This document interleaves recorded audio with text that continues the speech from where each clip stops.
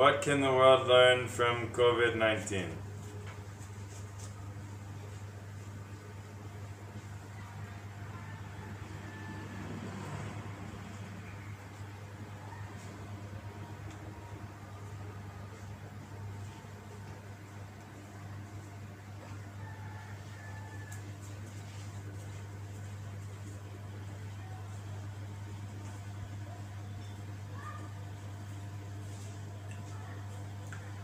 So COVID-19, like everything else, is a mirror.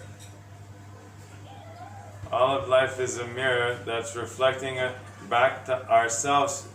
And so the question is, are we ready to see who we are and what we're doing? No, it's an opportunity. Now we have retreat. The whole world is on retreat. What else could have brought this whole world to a standstill? The travel and business and all the profession, even moving and going outside of the house. Right? So we've been given this time, this space on retreat to truly do the work, to know ourselves, to be present, to explore, to let go. We've been carrying so much bullshit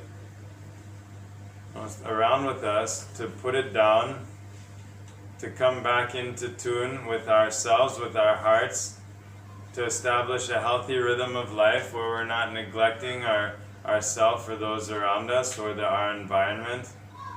So COVID-19 is just a mirror, but this is an incredible opportunity that we have to reevaluate our path in life. And especially our path in this present moment. Because often what we consider our life is this big story about the future and the past. But truly our sense of contentment or of richness doesn't come from the story about the past or the future, but it comes from our relationship with life in this present moment. We can only smile here in this moment. We can only laugh here in this moment. We can dance in this moment. We can love in this moment, but not in the past, not in the future. And so the orientation of life has been about getting somewhere over there. No, we're trying to get to some goal in the future, and many of us have traded in this present moment, have neglected this present moment. And so this is, first and foremost, an opportunity to reconnect with the wisdom of life, with the flow of life, with the beauty of life, that can only be here and now in the present moment.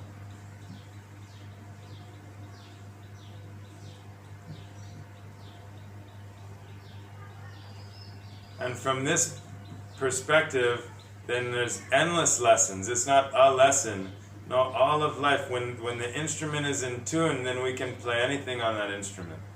And so when we come back into tune, by taking the time and the space to be in tune with life, with ourselves in this moment, then life itself becomes an endless journey and adventure of discovery. Every day, not even every day, every moment, we're having revelations and insight and creative impulse.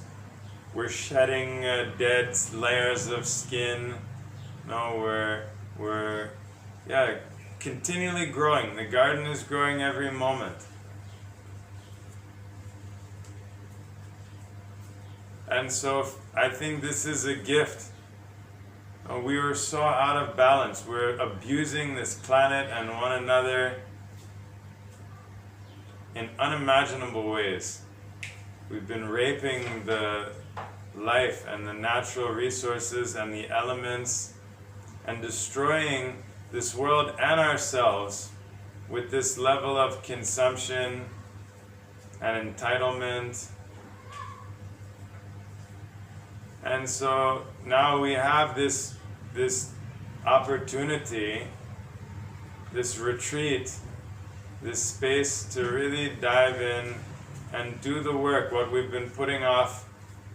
No, because for sure things are going to get moving again, but will we be in a grounded, centered place? Will we have taken advantage of this time and use this time to come up to the next level, to let go of all the bullshit that we know doesn't serve us, to take the time to awaken and alive in our bodies, hearts, and minds, to come to this space of inner strength and inner presence, such that then when things open again, we'll be beaming. No, we'll be in shape. Like when the season, at the end of a sports season, if the athlete just spends the whole time on the couch eating junk food and watching whatever, and then by the time the next season starts, they're so out of shape, it takes another couple weeks or months even just to get back where we started.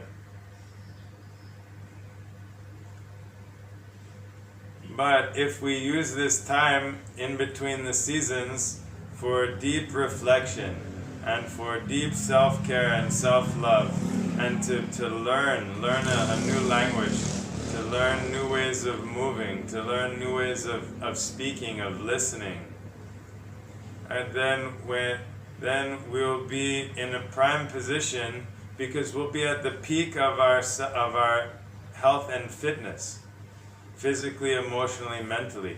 To be at the peak, to be in the optimal state, whatever the circumstances outside, because we can't control. We never before and not now can we control the circumstances of life. We have illusion of control, and we've put so much time and energy into setting ourselves up in a way that isolates us or insulates us from the unexpected, uncontrollable wildness that is life. But we can train, and we can be in this state of optimal health, physically, emotionally, mentally.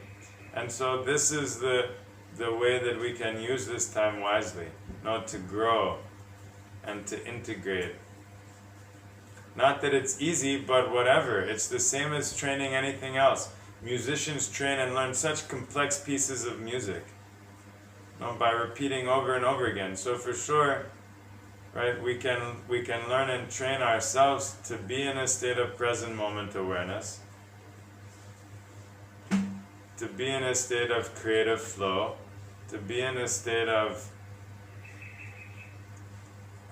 simplicity, all of that. And so that's what we're encouraging. Use this time well.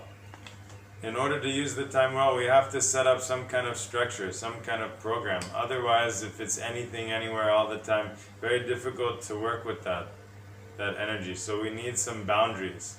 We need a container. We need a pot to grow our plant. And so this is the daily practice. Set aside the time every day, same time every day, same practice every day. At least that much, at least 1 hour. Like that, 30 minutes of movement, 30 minutes meditation, a little bit of breathing. Then set aside time to dance, 10 minutes before eating your food. Here at Hariharalaya, before lunch, we have 15-20 minutes. Put on music and move, shake it, dance it out. Set a rhythm, set a schedule.